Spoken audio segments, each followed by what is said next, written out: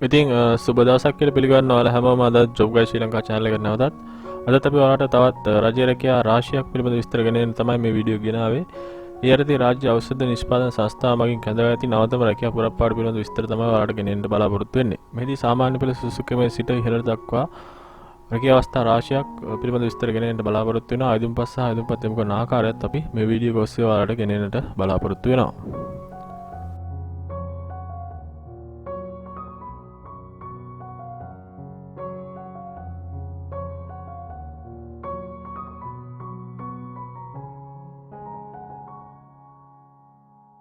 ඉතින් පහත් දක්වන තනතුරු සඳහා තමයි රාජ්‍ය ඖෂධ නිෂ්පාදන සංස්ථාව සමග අත්වල් බැඳ ගැනීමට තමයි මේ ආයුධම්පත් කැඳවීම සිදු කරලා තියෙන කියලා සඳහන් කරනවා. එහිදී සෑම ආයුධම්කරුවෙක්ම ශ්‍රී ලාංකික පුරවැසියෙකු විය යුතුයි කියලා විශේෂයෙන්ම සඳහන් කරනවා. ඒ වගේම දෙවෙනි වරණ ප්‍රදේශයක සේවය කිරීමට යුක්ත යෝග්‍යතාවයකින් යුක්ත වී කියලා සඳහන් කරනවා ශාරීරික හා මානසික වශයෙන්. ඒ වගේම මනා චරිතකින් යුක්ත පුද්ගලයන් සඳහා තමයි මේ සඳහා ආයුධම්පත් යොමු කිරීමට අවස්ථාව තියෙන කියලා විශේෂයෙන්ම මුලින්ම සඳහන් කරලා තියෙනවා. පාලන සහකාර තනතුරු සඳහා තමයි ආයුධම්පත් කැඳවීම සිදු කරලා තියෙන්නේ. මෙහිදී MA දෙක එක යටතේ තුන්වන ශ්‍රේණිය සඳහා බඳවා ගැනීම සිදු කරලා තියෙනවා. එහිදී අපි බලමු අධ්‍යාපන සුසුකම් කෙසේද කියලා.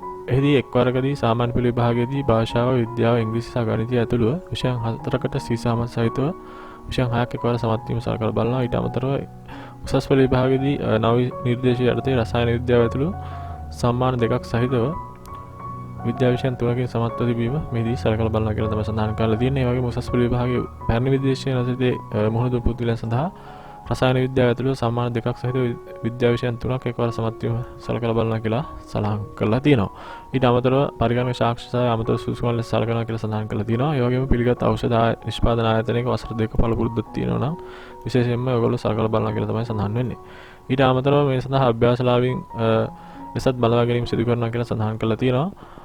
පුහුණුවන කාලය තුළදී එසේ අභ්‍යාසලාභීන් ලෙස බඳවා ගන්නා පුද්ගලයන් සත පුහුණුවන කාලය තුළදී දීමනාවක් ගැන බවත් සඳහන් වෙනවා. වැටුප් පරිමාණය වශයෙන් MA දෙක ඉලක්ක එක යටතේ 30310ක මූලික වැටුපක් සහ අනිකුත් දීමනා සහිතව ඔයාලට 40000කට වැඩි වැටුපක් මේ සඳහා ලැබෙනවා. වයස් සීමාව පෙර පරිදිම වයස අවුරුදු 18ට නොඅඩු 45ට නොවැඩි පුද්ගලයන් සඳහා ආයුධපත් යොමු කිරීමේ හැකියාව පවතිනවා.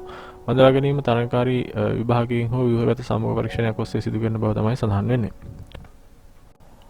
ඉතින් මේ කියන තත්ත්ව පාලන සහකාර තනතුරු සඳහා ඉහළ සුසුකම් සහිතව පළපුරුද්දක් නොමැති පුද්ගලයන් සඳහා පුහුණු අභ්‍යාසලාභීන් ලෙස බඳවා ගන්නා බවට තමයි සඳහන් කරලා තියෙන්නේ. එහිදී අවශ්‍ය කරන්නේ 1, 2, 3 කියන සුසුකම් තියෙනවා නම් ඔයාලට පුළුවන් අභ්‍යාසලාභීන් ලෙසත් ආයුධම්පත් යොමු කිරීම සිදු කර ගන්න.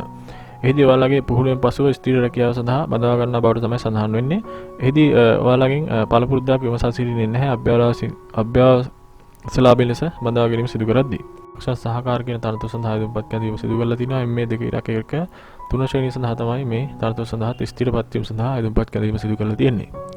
එහිදී සුසුකම් වශයෙන් සඳහන් කරලා තියෙනවා එක් වරකදී සාමාන්‍ය පෙළ විභාගයේදී භාෂාව, විද්‍යාව, ඉංග්‍රීසි සහ ගණිතය ඇතුළු විෂයන් 4ක සීසාමත් සහිත විෂයන් 6ක් එකවර සමත් වීම ඔයාලගෙන් බලාපොරොත්තු වෙනවා. ඒ වගේම උසස් පෙළ විභාගයේදී නව විෂය නිර්දේශය යටතේ රසායන විද්‍යාව ඇතුළු සම්මාන දෙකක් සහිතව විෂයන් 3ක් එකවර සමත් වීම ඔයාලගෙන් බලාපොරොත්තු වෙනවා. පැරණි විෂය නිර්දේශය යටතේ තියෙන රසායන විද්‍යාව ඇතුළු විෂයන් දෙකක් සහිතව විෂයන් 3ක් එකවර සමත් වීම ඔයාලගෙන් බලාපොරොත්තු වෙන බව තමයි සඳහන් වෙන්නේ. ඊට අමතරව පරිගණක සාක්ෂරතාවය සහ පිළිගත් විද්‍යාගාරයක වසර 3ක විශ්ලේෂණ පරපුරුද්ද ලබා දීම ඔයාලගේ සුසුකම් වශයෙන් සලකනවා කියලා සඳහන් කරලා තියෙනවා. මේ තනතුරු සඳහා අභ්‍යාසලාභීන් ලෙස බඳවා ගැනීමක් සිදු කරනවා කියලා සඳහන් කරලා තියෙනවා. ඒ ඔස්සේදී පුහුණුව කාලය තුළ දිරිදීමනාවක් වීමක් සිදු කරන බවත් සඳහන් වෙනවා මේ යටතේ. ඊට අමතරව වැටුප් පරිමාණය ගැන සඳහනක් කරලා තියෙනවා. 30310ක මූලික වැටුපක් සහ අනිකුත් දීවන හිමි වෙන බවට වයස අවුරුදු 18ට නොඅඩු 45ට නොවැඩි පුද්ගලයන් සඳහා ආයුධම්පත් යොමු කිරීමේ අවස්ථාව ලබා දීලා තියෙනවා. බඳවා ගැනීම පෙර පරිදිම ලිඛිත තරඟකාරී විභාගයෙන් හෝ සහ ලියුමගත සාමූහික පරීක්ෂණයක් මගින් තමයි සිදු කරන්නේ කියලා තමයි මෙහිදීත් සඳහන් වෙලා තියෙන්නේ. ඉතින් මේ තාක්ෂණ සහකාර කියන තනතුරු සඳහා බඳවා ගැනීමේදී ඔයාලා අභ්‍යාසලාභීන් ලෙසත් බඳවා ගැනීම සිදු කරන බවට සඳහන් වෙනවා. එහිදී ඔයාලගේ විශ්ලේෂණ වෘත්තීය පළපුරුද්දක් නොමැති පුද්ගලයන් සඳහා මේ 4 කොටසේ දක්වන වෘත්තීය පළපුරුද්දක් නොමැති පුද්ගලයන් සඳහා අභ්‍යාසලාභීන් ලෙස බඳවා ගැනීම සිදු කරනවා කියලා සඳහන් කරලා තියෙනවා. මේ කියන මුලින් සඳහන් කළ සුසුකම් 3 පමණක් තියෙන පුද්ගලයන්ට ඒ සඳහා ආයුධම්පත් යොමු කිරීමේ අවස්ථාව ලබා දීලා තියෙනවා අභ්‍යාසලාභීන් වගේ වශයෙන්. එහිදී පුහුණු කාලයෙන් අනතුරු ඔයාලා ස්ථිර සේවයට පිහිටවන බවට තමයි සඳහන් වෙන්නේ. ඉතින් මේ තියෙන සුසුකම් තියෙනවා ඔයාලට පුළුවන් මේ සඳහා ආයුධම්පත් යොමු කිරීම සිදු කරගන්න. ඊළඟ එක 3 ශ්‍රේණිය සඳහා බඳවා ගැනීම සිදු කරනවා. මේ රාජ්‍ය සේවයේ ස්ථිර තනතුර සඳහා තමයි බඳවා ගැනීම සිදු කරන්නේ. මෙහිදී බාහිර අපේක්ෂකයන් සඳහා වන සුදුසුකම් සඳහන් කරලා තියෙනවා. එහිදී සාමාන්‍ය පෙළ විභාගයේදී එක්වරකදී භාෂාව, ඉංග්‍රීසි, ගණිතය සහ විද්‍යාව ඇතුළුව සම්මා සාමර්ථ 4ක් සහිත විෂයන් 6ක් එකවර සමත් වී තිබීම සලකලා බලනවා කියලා තමයි සඳහන් වෙන්නේ. ඊට අමතරව උසස් පෙළ විභාගයේදී විද්‍යා විෂය ධාරාවේ විෂයන් දෙකකින් සමත්ව තිබීම මෙහිදී සලකලා බලනවා කියලා සඳහන් කරලා තියෙනවා. එසේ නැත්නම් උසස් පෙළ විභාගයේදී පැරණි විෂය නිර්දේශ යටතේ විද්‍යා විෂය ධාරාවේ විෂයන් දෙකකින් සමත්ව තිබීමත් මෙහිදී සලකලා බලනවා කියලා සඳහන් කරලා තියෙනවා. විෂයන් තුනම ඔයාලා සමත් වීම අත්‍යවශ්‍ය වන්නේ නැහැ.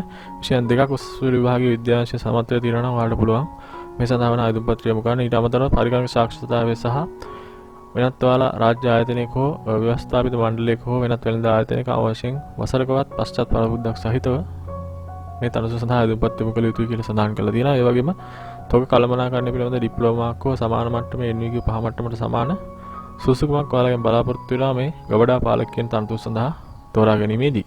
මේකෙන් සුසුකම් තියෙනවා ඔයාලට පුළුවන් මේ සඳහා වන ආයුධ පත්‍රය යොමු කිරීම සිදු කරගන්න.